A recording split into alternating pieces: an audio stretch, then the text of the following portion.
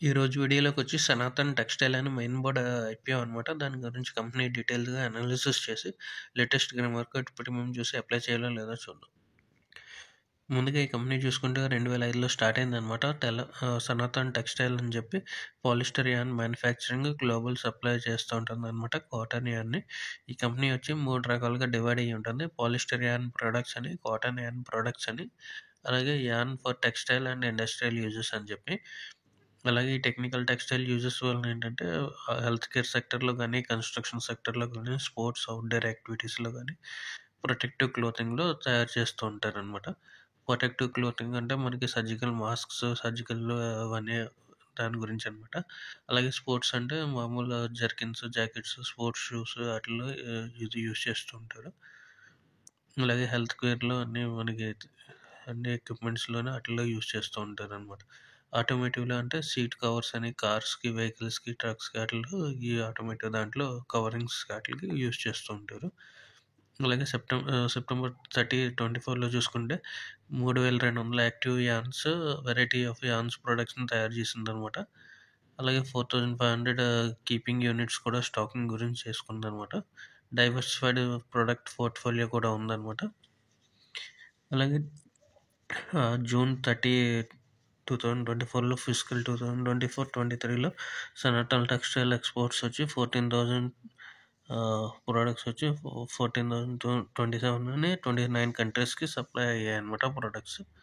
అలాగే ఓవరాల్‌గా చూసుకుంటే 925 డిస్ట్రిబ్యూటర్స్ ఉన్నారు. 7 కంట్రీస్‌లో కూడా డిస్ట్రిబ్యూషన్ చేస్తూ ఉంటుంది. ఓవరాల్‌గా అందులో చూసుకుంటే Singapore, Argentina, Germany, Greece, Canada, Israel అని చెప్పి కంట్రీస్‌లో సప్లై చేస్తూ ఉంటుందన్నమాట. అలాగే కంపెనీ వచ్చి మ్యానుఫ్యాక్చరింగ్ యూనిట్ వచ్చి సిల్వాసా అని చెప్పి దాంట్లో మ్యానుఫ్యాక్చరింగ్ యూనిట్ కూడా ఉంది.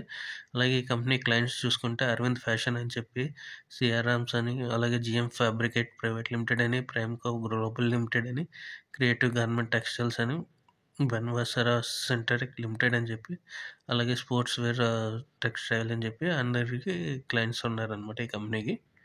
అలాగే ఈ కంపెనీ యొక్క ఫైనాన్షియల్స్ చూసుకుంటే అసెట్స్ చూసుకుంటే మనకి 22లో 1796 ఉంటే 23లో 1906 అనమాట. అంటే 200 crores రెవెన్యూ అసెట్స్ పెరిగాయి అనమాట. అలాగే మార్చ్ 24లో చూసుకుంటే 2200కి వచ్చింది. అలాగే జూన్ క్వార్టర్లో చూసుకుంటే 2529 రూపీస్ అసెట్ వాల్యూ ఉందన్నమాట. అలాగే రెవెన్యూ చూసుకుంటే 22లో 3201 ఉంటే 23లో 3345 అయింది అనమాట. అలాగే మార్చ్ 24లో చూసుకుంటే 2978 అనమాట. రెవెన్యూలో డ్రాప్ వచ్చింది. అలాగే జూన్ క్వార్టర్లో చూసుకుంటే 787 crores అనమాట రెవెన్యూ.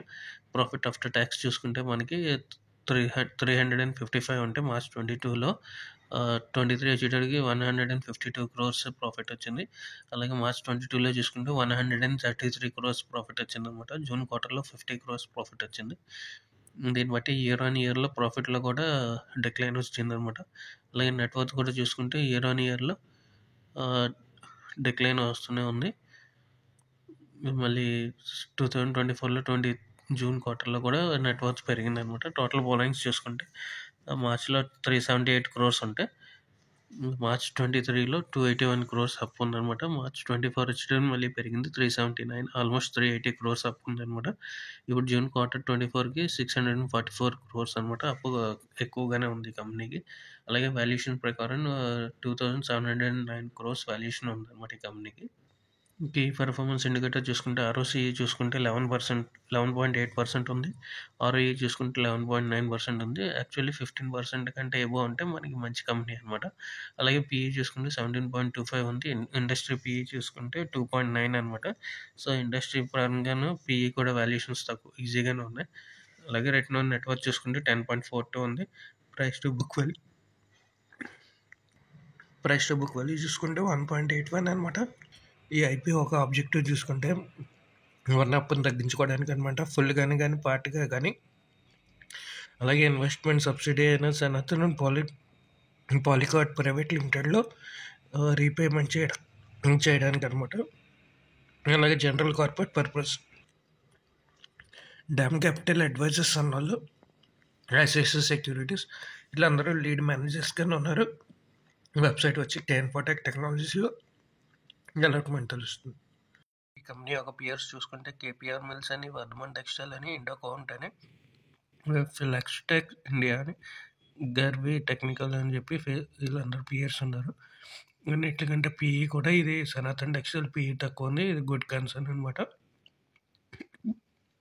అలాగే కాంపిటేటర్స్ కూడా పాస్ట్లో 1 ఇయర్లో కూడా మంచి రిటర్న్స్ కూడా ఇచ్చారు.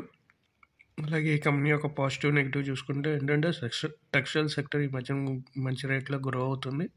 అలాగే బంగ్లాదేశ్లో క్రైసిస్ వల్ల దీనికి మంచి అడ్వాంటేజ్ ఉందన్నమాట. అలాగే కంపెనీ క్లయింట్స్ కూడా బాగున్నారు. సిఆర్ఆమ్స్ అని, అరవింద్ ఫ్యాషన్ అని, ట్రైడెంట్ అని. అలాగే 70% మొత్తం అంత ఫ్రెష్ ఇష్యూ కాకుండా 72% ఫ్రెష్ ఇష్యూ అనమాట. అలాగే వాల్యుయేషన్స్ కూడా బాగున్నాయి. పియర్స్ కూడా మంచి రిటర్న్స్ ఇచ్చారు. ఇవన్నీ పాజిటివ్ అనమాట. నెగిటివ్ ఏంటంటే ఫైనాన్షియల్స్ కొంచెం రెవెన్యూ ప్రాఫిట్ కొంచెం కాన్స్టెంట్గా డిక్రీజ్ అవుతున్నాయి ఇయర్ ఆన్ ఇయర్. అలాగే అప్పు కూడా ఎక్కువగానే ఉంది.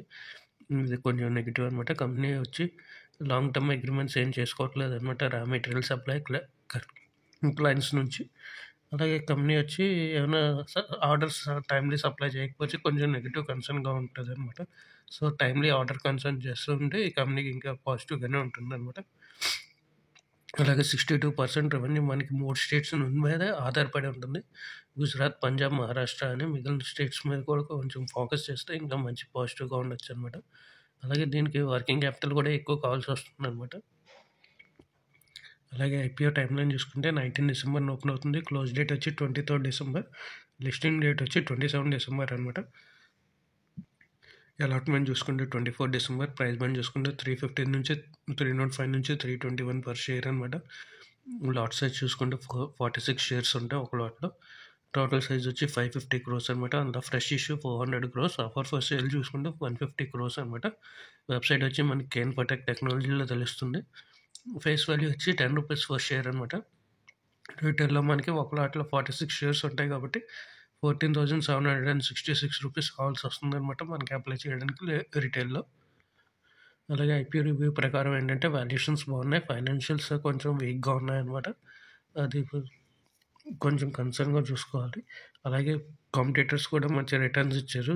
ఒక ఇయర్లో మంచి రిటర్న్స్ కానీ వచ్చాయి. అలాగే లిస్టింగ్ గెయిన్స్ కంటే స్కోప్ కూడా కొంచెం ఉంచిందనమాట. దాన్ని బట్టి మనం అప్లై చేసుకుంటే మేబీ లిస్టింగ్ గెయిన్స్కి కొంచెం పాజిటివ్లో వచ్చే ఛాన్సెస్ ఉన్నాయి. యాక్చువల్లీ ప్రస్తుతానికి గ్రే మార్కెట్ ప్రీమియం చూసుకుంటే 25 రూపీస్ అనమాట. 7.8% ప్రాఫిట్ చూపిస్తున్నారు. ఇంకా ఇది కొంచెం కన్సర్న్ అనమాట. ఇంకా యాక్చువల్లీ మార్కెట్ కండిషన్స్ కూడా కొంచెం వీక్గా ఉన్నాయి కాబట్టి మార్కెట్ కూడా కొంచెం అప్గా ఉంటే ఏమైనా జిఎంపీ పెరిగితే మనం మ్యాక్సిమం 25 to 30% ఉన్నప్పుడు మనం అప్లై చేసుకుంటే మనకి ఇంకా కొంచెం లిస్టింగ్ గెయిన్స్కి ఉండే ఛాన్సెస్ ఉన్నాయన్నమాట. సో డే 1 డే 2 వరకు చూసి అందులో కానీ గ్రే మార్కెట్ ప్రీమియం కానీ 30% అబౌవ్ ఉంటే మాత్రం మనం అప్లై చేసుకుంటే లిస్టింగ్ గెయిన్స్కి అలౌట్ అయితే మాత్రం లిస్టింగ్ గెయిన్స్ వచ్చే ఛాన్సెస్ ఉంటాయి. లేదంటే దీనికి కొంచెం అవాయిడ్ చేయడం మంచిది అనమాట. Thank you for watching.